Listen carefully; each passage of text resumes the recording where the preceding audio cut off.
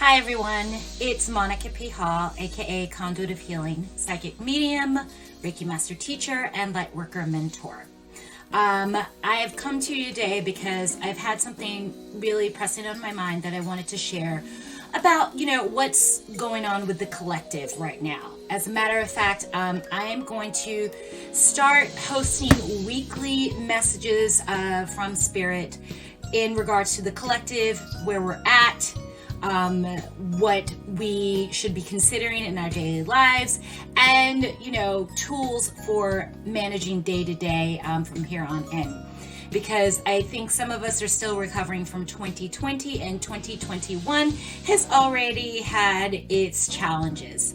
Okay, so if you want to become aware of every time I post a video, whether it be these weekly messages or it be live readings, talking about Reiki, or just anything that I do, which is so much, please make sure you hit the like button and subscribe to my channel. Okay, thanks so much for that. All right, so let's talk about this. Let's get right into it.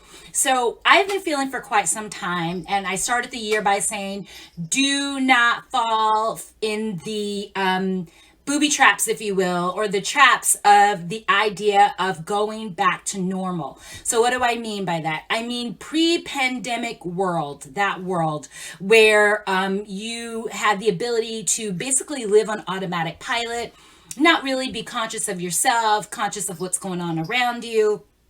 And life was kind of in a way mundane, and I use that term loosely, obviously, because so many things have been happening to people, globally, locally, and personally. So this is the ascension. This is what we're talking about. It has not stopped. It obviously has not stopped, and it will continue. There is no real end to it. So the purpose of it is really to push us and guide us and nurture us and nudge us to continue to seek higher levels of consciousness. Okay. And I think that is where I want to start, because what I am feeling is that people are looking for a way to go back to being asleep, if you will, or almost lazy in their consciousness. They don't want to be actively involved in all of their decision making,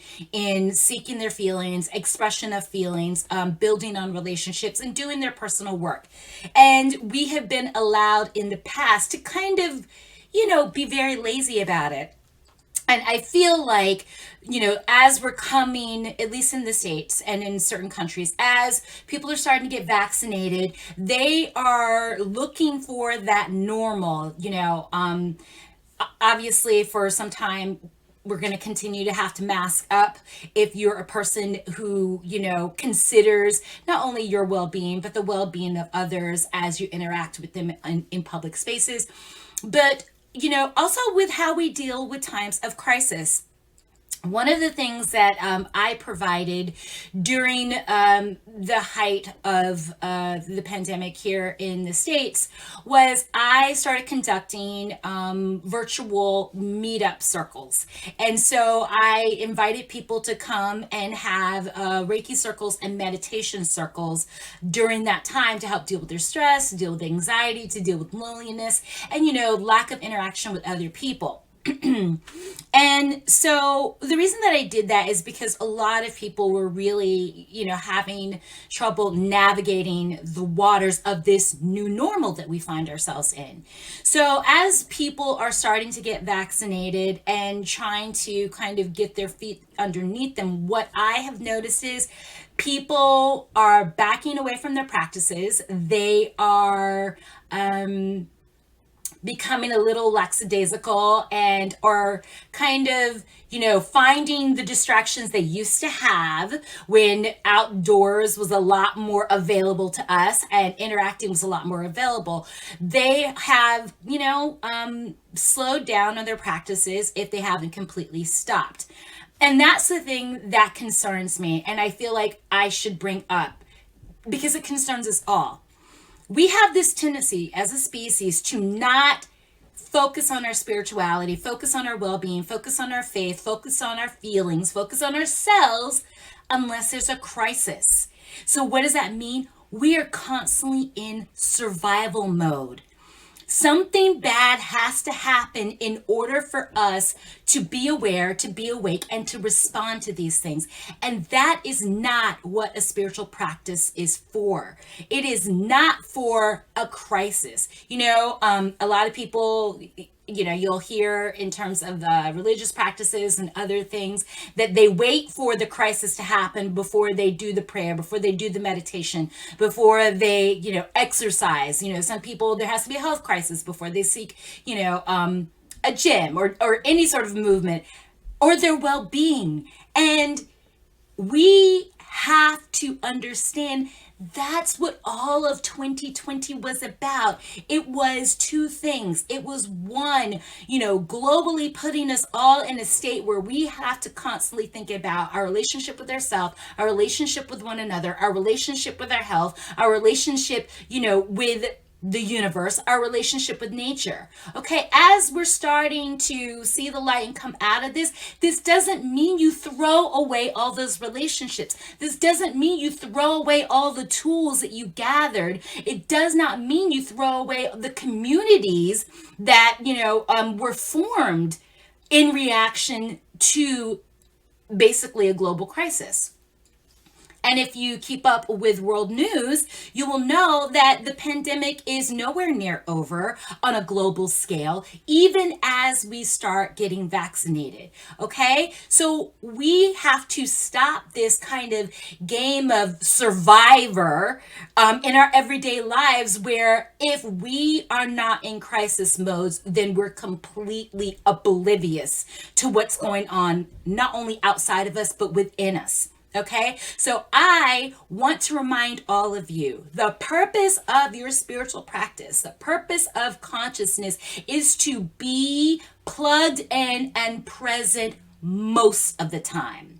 Rain, shine, sleet, snow, crisis, mundane, everyday, regular day.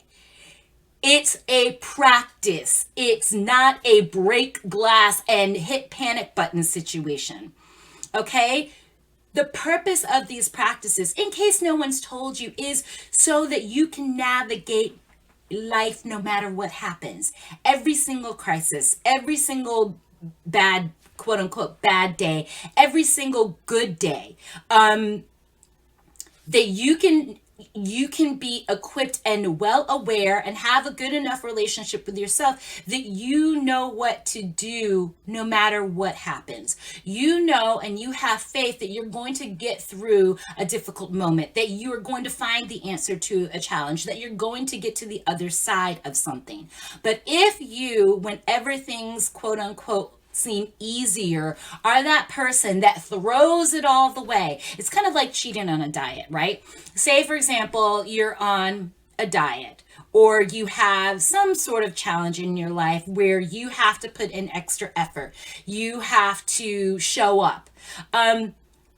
Practice means showing up even when it's boring, showing up even when you're tired, showing up even when it's easy and you don't feel challenged, showing up when there's no crisis.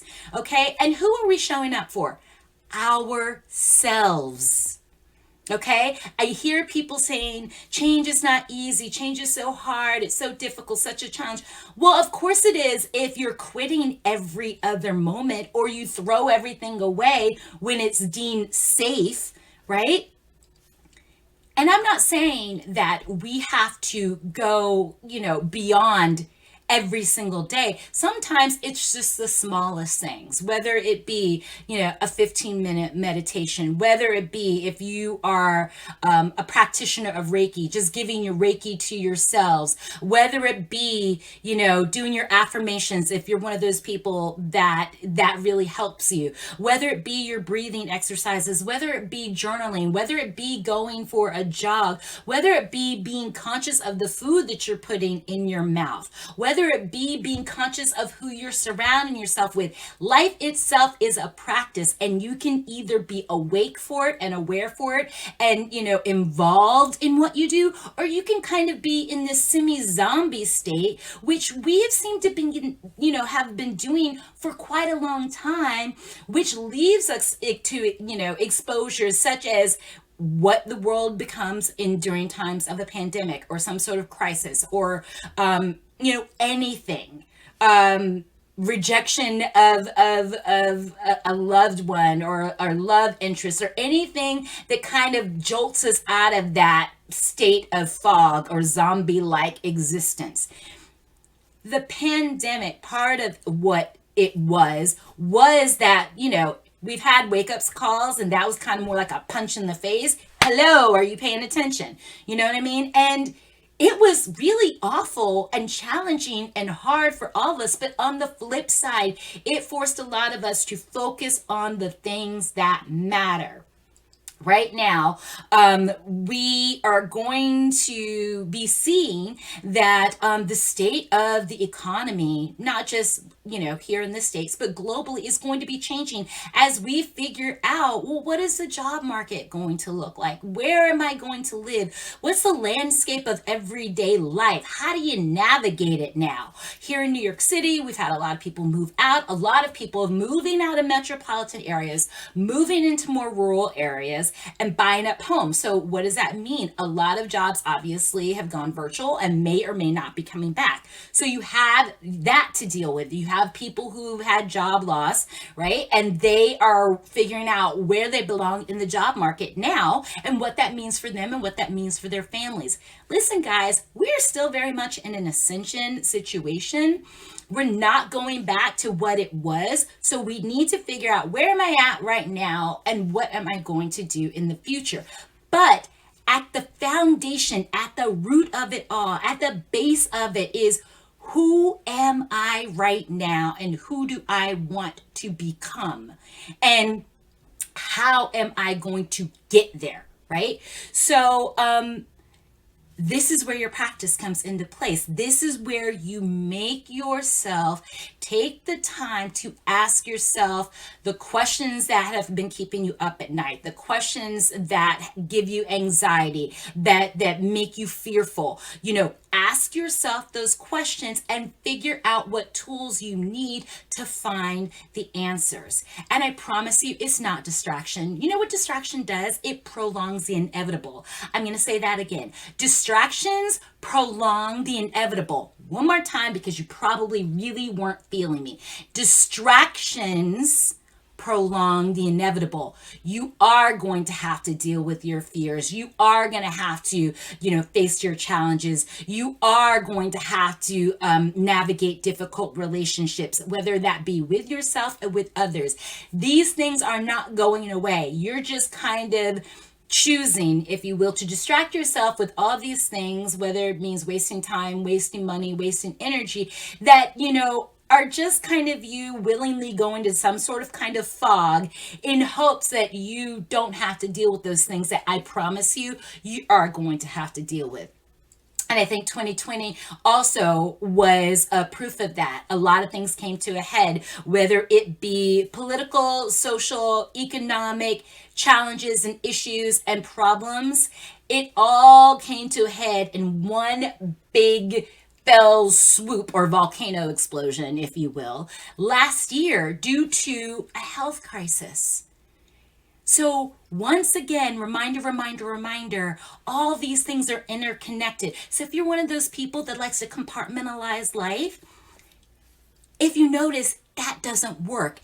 We are all inextricably linked. All parts of life are inextricably linked. And sometimes I say that word right, but whatever. Your power starts with you. Getting this in a manageable order. What can I do about me? And so part of what I'm doing as Conduit of Healing is helping you get yourself into a state of observation. And what do I mean by a state of observation? You've probably heard it being referred to as centering yourself. The center of what exactly? The center of yourself gives you, you know, a 360-degree vantage point of all of life, because once you get in the center of yourself, you're able to disconnect from becoming too emotional. You're able to disconnect from becoming too mental, overthinking things, being solely mental about things. And when I say mental, I mean letting your intellect rule everything. You cannot disconnect your intellect from your emotional being. A lot of people have tried it, they fail miserably. You might be the smartest person in the room, but you also might be the most emotionally barren. You might be overly emotional, but you're not very logical or practical. It happens to all of us in various circumstances. But the key is to know this about yourself and to have the plan and the tools in place so that you manage these moments in your lives. And that is what centering does for you. When you're in a state of being a center and you are, you have a healthy kind of distance, if you will, from allowing your emotions to drag you through your life, from allowing the illusion of intellect, and I call it illusion because this intellectualism is something that we basically made up, right? We made up words, we made up studies, we created science, all of these things. And a lot of us get lost in our brains. We think that because I've read a whole bunch of books, gotten a few degrees, understand some math, that I have life unlocked. But then you can't have successful relationships with either yourself or other people. So imbalanced, or a person who's so wrapped up in their emotions, they don't consider other people's feelings whatsoever. They don't consider whether or not, their plans for how they behave or their interactions with other people. There's no other considerations to just mythology, right? Strategy, how things work or how we believe that they work. So then they just become an emotional mess with no ability to really discern. What we're trying to do when we go into our spiritual selves, which is our real and true selves, is we're trying to get to a place of being centered where we're just observing our own tendencies. Once we start understanding our own processes and our own tendencies, then we have the ability to empathize with what other people are experiencing and that we may be affected by or affecting with our behavior. And this is the part is so important in terms of not becoming selfish or self-involved, because what's happening to you is not necessarily happening to everyone at the same time or to the same degree or in the same way. That being said, there are a few themes in life that are universal: love, fear, anger, confusion, doubt, insecurity, confidence issues, ability, so on and so forth, right? Those themes are universal, but they're expressed in a myriad of ways because there's just so many of us expressing these feelings. When you get to your spiritual center, when you understand you from the very depths of who you are, when you understand the why I do what I do, or when I do it, or what am I reacting to, and why am I reacting to that, and is this a reaction I truly want to express and put out in the world and manifest, then you're having more of a spiritual approach to life. This is what I work with my clients on, giving them the tools, giving them the answers, and also putting their bodies in a state where they can be calm enough, relaxed enough, stress-free enough to get to center. Whether that be, me doing a psychic reading for you, answering these questions that may be the breakthrough you need in order to really see yourself honestly and accept who you are right now so that you can begin to become who you want to be. Whether that be a Reiki healing, if you're feeling pain, anxiety, depression, or having any sort of like health issues, just getting your body back down to a 0 point so that you as a spiritual being can observe. Whether it be, if you require mentoring, if you're a light worker, if you're someone like me, super sensitive, feel a calling to do and be more in the world, how do I do that? Where am I at right now? Where have I been? And how do I get to where I want to go? How do I discern and find the tools and the teachers and the skills and learn about my intuition, which I feel all of us need. How do I slow it all down within long enough to understand who I am at my very essence, so that when I approach the world, I have a kind of wisdom that can only be gotten through experience. Okay? We're not going back. We're not going back. We're not going back. Time doesn't go backwards. Evolution doesn't go backwards. So I need all of you to understand, we're not going back. We are where we are right now, and we've been heading forward for quite some time now. And this is not the time to try to figure out how to get your hands on some blue pills. And if you've seen The Matrix, you know exactly what I'm talking about, and how to go back into being unaware, to being almost robotic, automatic, disengaged with life, with ourselves. That's not a life many people really not only cherish but can remember. Automatic pilot is designed so that you don't have to give thought to what you're doing, whether it be cruise control on your car or cruise control on your life. If you're not there, then how do you know what kind of experience you're really having? Okay, so that's this week's message. All right, we need to accept where we are and consciously choose to move forward. And the way we do that is commit to ourselves via whatever method or practice or affirmation or mantra or journal writing, whatever your practice is, however you've been getting yourself there in the past, commit to it and stick to it, because who you're really committing to is yourself. Who you're really showing up for is yourself. And when you can get yourself together, I promise you, you are helping the entire world out. Okay, so again, thank you so much for your time. If you've liked my material, if you're interested in what I have to say, I'm going to be doing this again next week. Please, please, please subscribe to my channel, share this message with your friends, and don't forget to hit the like button. Okay, thanks so much, and namaste. Have a great day.